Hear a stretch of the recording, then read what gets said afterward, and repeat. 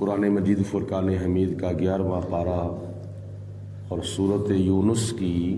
آیت نمبر بھی 11 ہی ہے۔ اللہ تعالیٰ ارشاد فرماتا ہے وَلَوْ يُعَجِّلُ اللَّهُ، اور اگر اللہ تعالیٰ جلدی کرتا لِلنَّاسِ الشَّرَّ، لوگوں کو سزا دینے میں، یعنی لوگ اگر برائیاں کرتے ہیں، گناہ کرتے ہیں، اللہ رسول کی نافرمانیاں کرتے ہیں،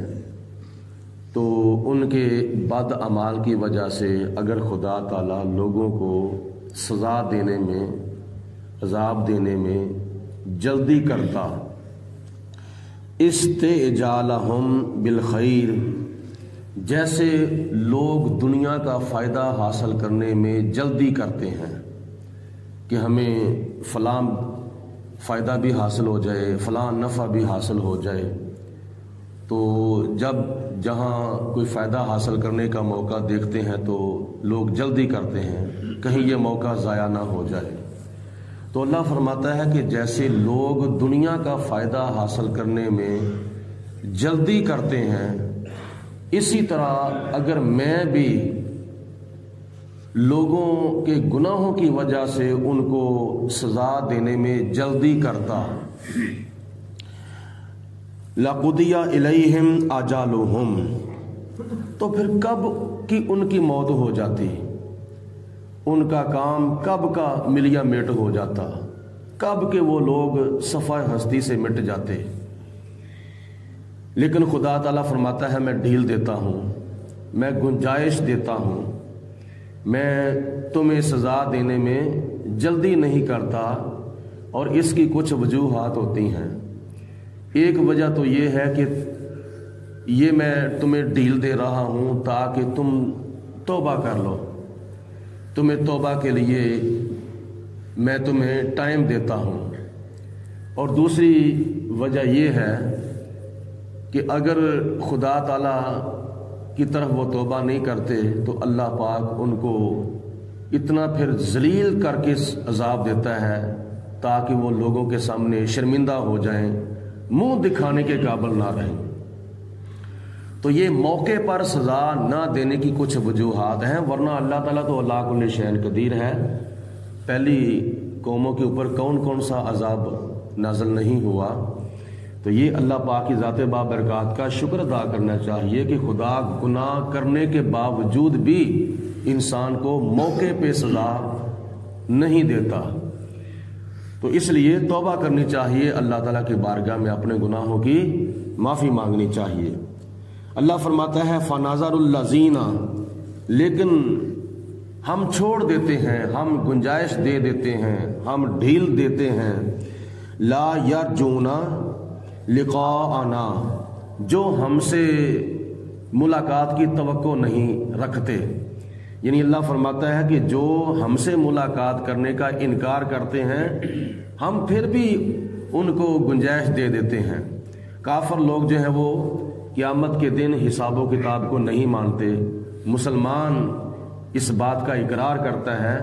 کہ میں نے ایک نہ ایک دن اپنے رب کے سامنے جانا ہے، اپنے رب سے ملاقات کرنی ہے۔ اللہ فرماتا ہے کہ میں ان کو اس لیے ڈھیل دے رہا ہوں فی طغیانہم یعمہون، تاکہ وہ اپنی سرکشی کے اندر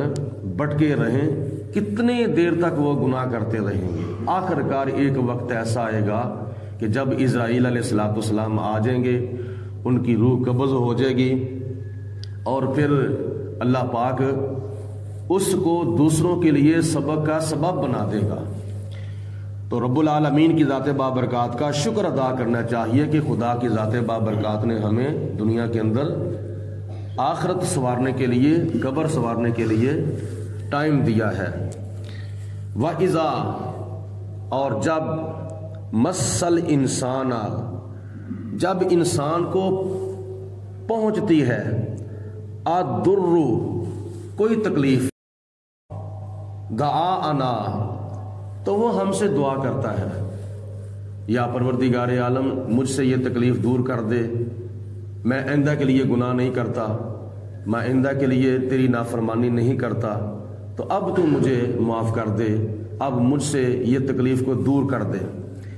اور کیسے دعا مانگتا ہے؟ لجنبہ، وہ لیٹا لیٹا بھی دعا مانگتا ہے، او قائدن، یا بیٹھا بیٹھا بھی دعا کرتا ہے، او قائمن، یا کھڑے ہو کر بھی دعا کرتا ہے۔ جس حالت میں اس کو تکلیف پہنچتی ہے اسی حالت میں وہ اللہ کو پکارنا شروع کر دیتا ہے۔ اگر لیٹے لیٹے اس کو تکلیف آئی ہے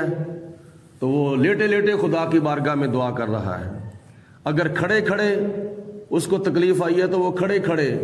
اللہ کی بارگاہ میں دعا کرتا ہے، اگر وہ بیٹھے بیٹھے کسی تکلیف کا شکار ہو گیا ہے تو وہ بیٹھے بیٹھے اللہ کی بارگاہ میں دعا کرتا ہے۔ ایسے کر لو، بیٹھتا اٹھتا چلتا پھرتا وہ اللہ کی بارگاہ میں اسی وقت دعا کرتا ہے جب اس کو کوئی تکلیف پہنچتی ہے، جب اس کو کوئی نقصان پہنچتا ہے۔ تو اللہ فرماتا ہے پھر جب میں اس کی دعا کو سن کر قبول کر لیتا ہوں، اور پھر فلما کشفنا، جب ہم دور کر دیتے ہیں، انہو اس سے، درہ، اس کی تکلیف کو، جب ہم اس کی تکلیف کو دور کر دیتے ہیں، اس کو تکلیف سے بچا لیتے ہیں، مرہ کألم یدعونا، تو وہ ایسے پلٹا کھا جاتا ہے جیسے اس نے کبھی ہمیں پکارا ہی نہیں تھا۔ مصیبت کے وقت میں مصیبت دور ہونے کی دیر ہے، پھر وہ اپنی سابقہ حالت میں پلٹ جاتا ہے، پھر وہ نافرمانی کی طرف دوڑ پڑتا ہے۔ مثال کے طور پر خدا نہ خواستہ، اللہ تعالیٰ نہ کرے، کسی وقت زلزلہ آ جاتا ہے تو اسی وقت لوگ کلمہ پڑھتے پڑھتے اپنے گھروں سے باہر نکل آتے ہیں، باہر گلیوں میں، بازاروں میں، چوکوں میں لوگ آ کے سجدہ ریز ہو جاتے ہیں، اللہ کی بارگاہ میں سر بسجود ہو جاتے ہیں، یا اللہ میری توبہ، یا اللہ میں تیرے بارگاہ میں توبہ کرتا ہوں، یا اللہ ہمیں معاف کر دے، ہمارے گناہ معاف کر دے، یا اللہ ہم تیری بارگاہ میں توبہ کرتے ہیں۔ ایک سیکنڈ کے اندر جو لوگ شرابوں کے اندر ملوث تھے، جھوے کے اندر، چوری ڈکیتی کے اندر، ظلم و ستم، جبر و تشدد کے اندر لوگ ملوث تھے، بس زلزلہ آنے کی دیر ہے، اسی وقت لوگ کلمہ پڑھتے پڑھتے باہر آ جائیں گے، یعنی توبہ کریں گے اللہ کی بارگاہ میں، توبہ نہیں بلکہ توبہ کی انتہا کر دیں گے۔ لیکن جب زلزلہ ختم ہو جاتا ہے، چند منٹوں کے بعد، چند سیکنڈ کے بعد زلزلہ جب رک جاتا ہے، تو پھر وہی مسلمان جو اللہ کی بارگاہ میں توبہ کر رہے تھے وہی اپنی پہلی حالت کی طرف پلٹ جاتے ہیں، یعنی ان کو اتنا بھی خیال نہیں آتا کہ اس سے چند سیکنڈ یا چند منٹ پہلے ہمارے ساتھ کیا ہونے لگا تھا۔ عمارتوں کی عمارتیں گر گئی ہیں، بلڈنگوں کی بلڈنگیں گر گئی ہیں، لوگ ملبے کے نیچے آ کر فوت ہو چکے ہیں، ان کی ڈیتھ ہو چکی ہے، لیکن تو اللہ کا شکر ادا نہیں کرتا۔ اللہ پاک کی ذات بابرکات نے تجھے زندگی عطا فرمائی ہے۔ یہ ہے خدا تعالیٰ کی طرف سے توبہ کی گنجائش ملنا، تو پھر اسی حالت میں پڑ جاتے ہیں۔ اللہ فرماتا ہے فَلَمَّا كَشَفْنَا عَنْهُ دُرَّهُ، جب ہم اس سے تکلیف کو دور کر دیتے ہیں، مَرَّ كَأَلَّمْ يَدْعُنَا،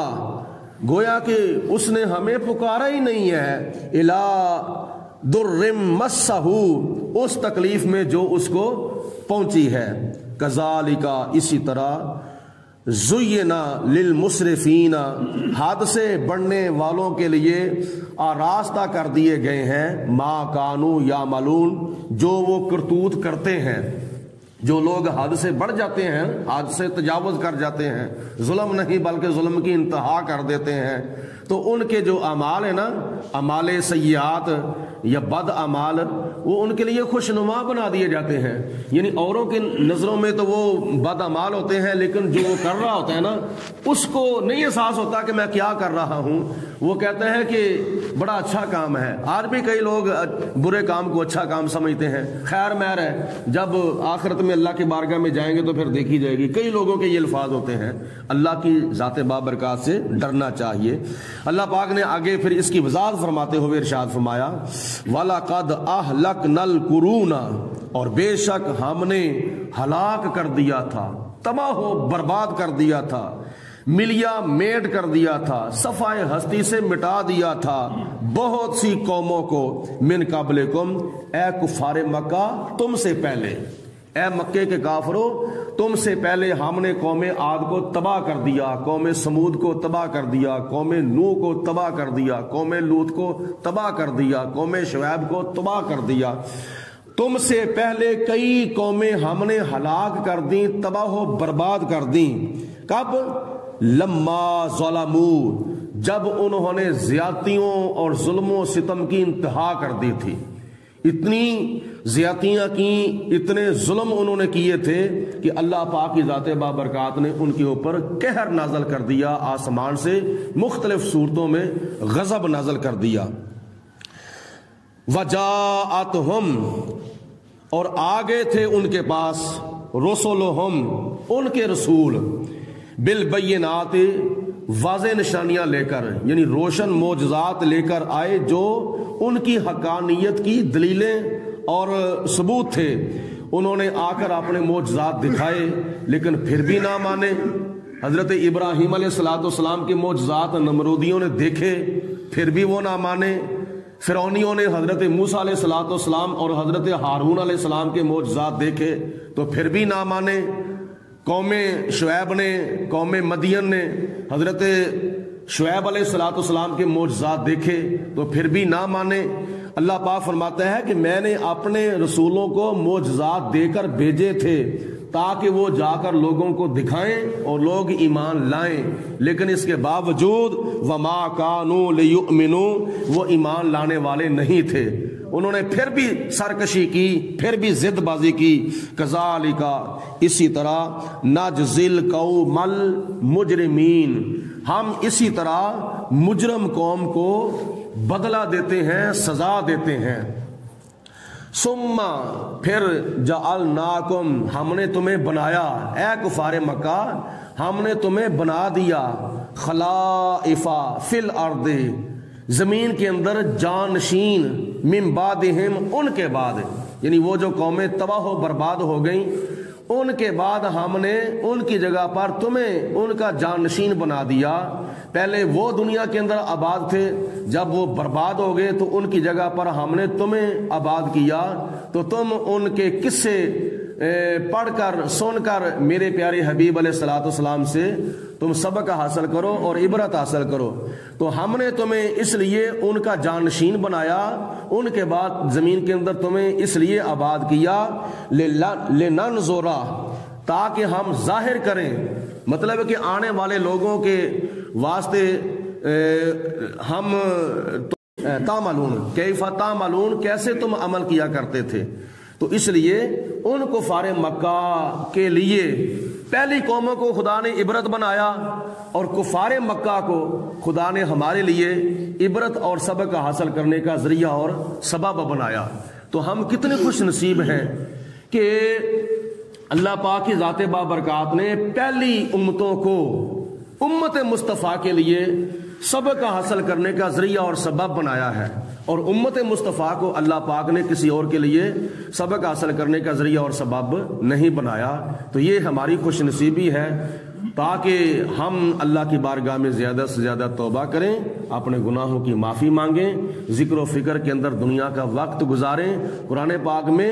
بڑی بڑی ایسے قوموں کے قصے جو ہیں وہ بیان کیے گئے ہیں جن کو پڑھ کر بندے کے رونگٹے کھڑے ہو جاتے ہیں، کپ کپی طاری ہو جاتی ہے، بندے کا جسم جو ہے وہ لرزہ بر اندام ہو جاتا ہے، اور پھر بھی وقتی طور پر وہ توبہ کرے، بعد میں پھر توبہ کو توڑ دے، تو یہ مستقل توبہ نہیں بلکہ یہ اللہ تعالیٰ کی ذات بابرکات سے دھوکہ اور فراڈ ہے۔ توبہ پکی کی جائے، مستقل توبہ کی جائے، اور ایسی توبہ کی جائے کہ جو توبہ نصوحہ ہو، جو بعد میں آنے والے وقت میں بندے کے لیے سبق حاصل کرنے کا ذریعہ اور سبب بن جائے۔ اللہ پاک کی ذات بابرکات ہم سب کو عمل کرنے کی توفیق عطا فرمائے۔